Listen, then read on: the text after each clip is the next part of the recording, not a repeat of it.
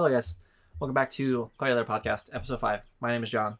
And I'm Kelly. So today we are going to be talking about how to get out of a slump. So last week we talked all about our first college semester, what we learned, all those kind of things. So definitely check that out if you haven't already. You can watch us on YouTube or on Spotify, everything. It's a lot of fun. But today we're going to be talking about how to get out of a slump, going into the different types of slumps, defining and realizing when you're in a slump, our top tip and tips to get out of a slump. Yes. So I'm just going to put out there, it's important to remember that every situation is a little bit different just because everyone's lifestyles are different and everyone has like a different situation going on. So these may or may not apply to you. And then also, it's okay to be in a slump. I feel like slump can be so negative where people are like, oh my God, are you in a slump? Or I'm in a slump, and it's like such a bad thing. But sometimes the best ideas come out of a slump. Yeah. Like you kind of hit rock bottom and then you go up. So you got to experience the lows to reach the highs. Yeah. Okay, so you want to start us off with what your different types of slumps are? So I started it with two of the broader groups of slumps. It's really, for me, like the only two types, but then it breaks down into further smaller categories from there. But the two broad categories for me are emotional and physical slumps. Emotional can be anything from getting out of a long-term relationship, the slump that you deal with after that, because a lot of people do usually have a big slump after that. And then coping with things like falling out of line after you, like if you're letting your grades slip in school, things like that. Those are the, two just examples of emotional slumps, but there's a lot more. I feel like those are big ones, especially for people our age. Yeah, definitely. Like as a college student.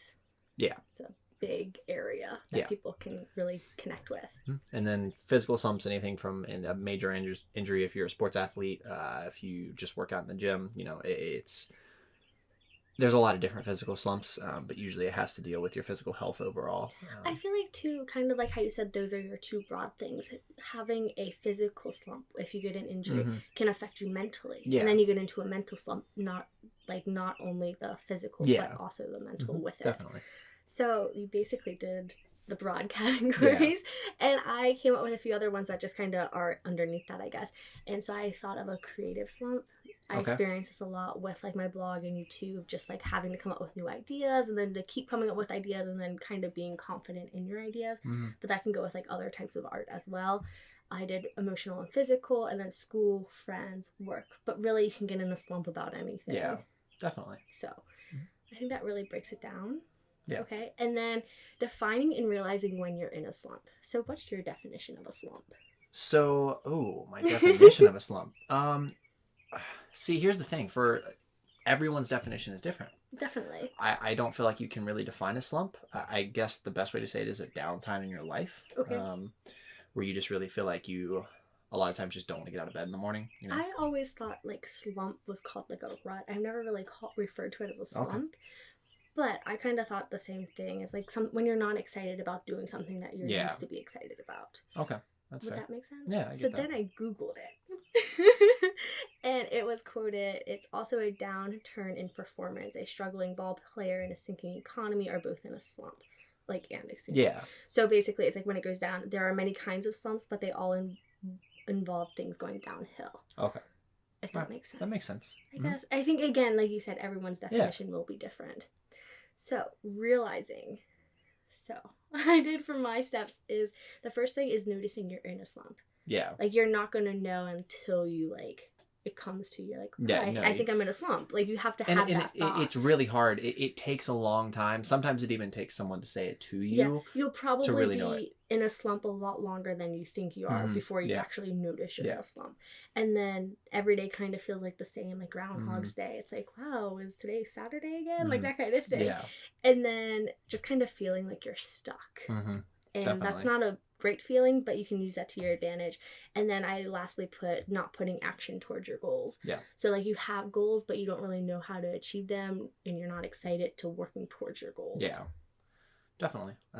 I agree with all of that. You have to really push yourself to realize that you're in a slump. Definitely. It's not once you're in it, it's hard to claw out of. Yeah, it's kind of like you finally you put like a name on what you're feeling. Yeah. Definitely. And then you just kind of feel stuck in it. Yeah. Well, should we? You hit all of my points. Okay. Yeah, no, you hit all of my points. All right. So, what's your top tip to get out of a slump? Stick with it. You have to be consistent to get out of a slump. Definitely. It's just like breaking a bad habit. You know, if you can stick with it for X amount of time, it's going to become easier and easier the more time you do it. I mean, if you're in a slump of going to the gym and you just don't want to go, you just have to force yourself to go on a daily basis or however often you want to work out. And that's how you'll break out of it eventually. Consistency is key with anything in life. Fitness, health, schoolwork, starting your new hobby, whatever you want to do, you just have to be consistent with it. So I think for me, my top tip for getting out of a slump is, besides acknowledging it and accepting that you're in a slump, because that's kind of like the first step, which is like how you get there. Yeah. Is to be grateful for where you're at, but excited for where you're going. So a big thing for me is gratitude. Yeah. A lot of times when I'm in a slump personally, I start getting very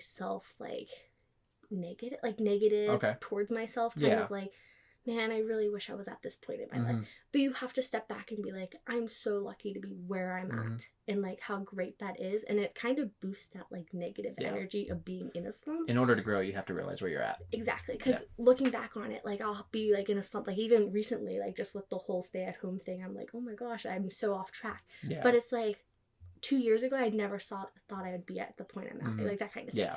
So then I kind of went in, and I want to share my other tips with you guys. You have more tips, right? I do. So that was like my biggest thing, is just to be grateful and have gratitude where you're at, which kind of sounds silly, but I think like having that positive energy mindset is everything. But so then going into it is baby steps. Yeah. Even the smallest things can help you get out of a slump, because forward's forward. Yeah, I had something very similar where write out a list of goals, set a list of goals so you can physically cross something off when you hit it, you know? And then I think going with that is figure out your goals and then write out a list underneath each goal of small steps you can get, start doing every single day to get you closer to your goals. Because if you say, I have a goal of, what would it be? Like reading 200 books. Yeah. You're not going to one day just read 200 books. It would be read 5 pages each day. Yeah. And break it down into small, achievable things that you can start feeling like you can do daily. You guys have ever heard of SMART goals? Look it up. It's helpful. It's very helpful. Another thing that I thought would be helpful for getting out of a slump, and I use this a lot, is change up your daily routine. Okay, that's smart. So sometimes when I'd be in a slump, like especially like fitness, like I love a good 5:30 a.m. spin class. But if I start getting in the slump of not liking it, like if I feel like I genuinely don't like going to that spin class, try a new workout. Yeah. Who says you're stuck to doing one thing? Or if you're like driving to work and you're kind of like, oh my gosh, this 30-minute car ride commute to work is awful, take a different route to work. Yeah. You know, just try something new, switch it up, even the simplest things. Yeah. Okay. Yeah, we go nice back and forth. For me, it's all about the process, you know? You have to stick with it to force yourself out of a slump. Like we said, consistency is key. Write down your goals. Big one for me is find your why. Oh, definitely. Know why you're doing something. Because if you don't have a reason as to why you're trying to achieve something, you'll never achieve it. Have you ever seen one of those YouTube videos? You can Google, like, what's your why? Yeah. And they say, like, work backwards. So it's like the circle thing where your why's in it, and then you do everything to get to your why. I've never seen that before. No, I'll have to check that out. I'll have to check it out. It's a good video. So you guys should definitely check that out. Just like type in YouTube, what's your why, or how to find your why. But that's so important because it gives you a reason why you're doing what you're doing. Yeah. Definitely. Another thing is to cut out negative people. Sometimes your friends or even family member can be like an energy, I like to call them energy vampires. Yeah, and they just like, when you hang out with them, they zap all the energy out of you, and you like, you're done hanging out with them and you're like, wow, I don't feel like doing anything. And you realize it's like, I don't feel that way. It's just like their like energy or being around them makes me feel that way. No, definitely. So kind of on that line, it's not really with cutting people out, but bringing people in. Definitely. Let your family members and friends in on your goals. So once you have that goal list written down, post it somewhere where you can see it every day, and then ask your family members to just be like, you know, did you do this? Did you do that? Because that way it helps you stay on track. Definitely. And then going off of that is try something new. Like try a new hairstyle. See if that like makes you feel better about yourself, or try out a new nail polish color, or try a new workout.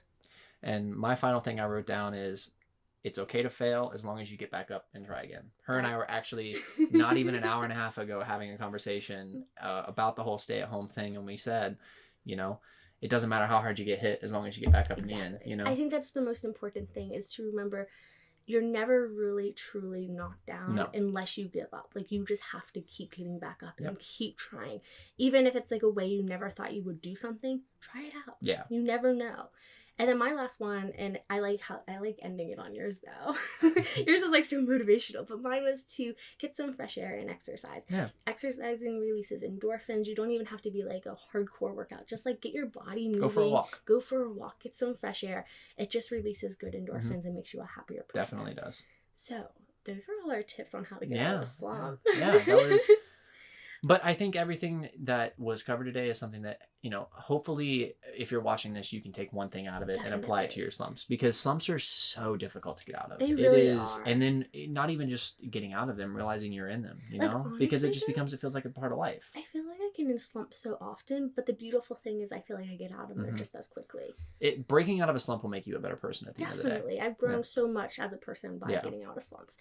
So again, if you are new to our podcast, definitely follow us on Instagram. Yes, it's go at check us out. callyalater podcast. We just reached 100 followers today, which is so Yes. exciting. We've been posting like crazy, which is a lot of fun. Our personals are linked in the bio, so check us out. Check us we out, have guys. all our podcasts linked, and then we also have Twitter, which is callyalaterpod. You can use our hashtag #tweetyoulater, and we're gonna start asking questions soon. We didn't have any questions for today's episode. But thank you so much for listening. Thank you for watching. And if you're watching on YouTube, definitely subscribe to our channel. Leave a like down below. Yeah. Leave that like.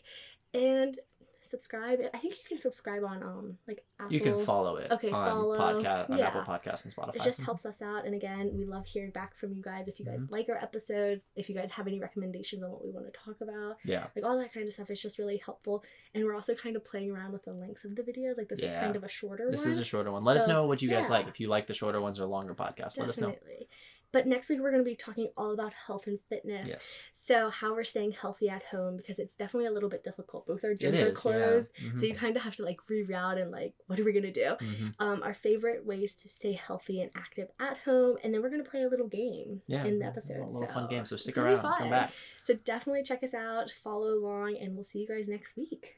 Okay. Call you later. Call you later. Bye.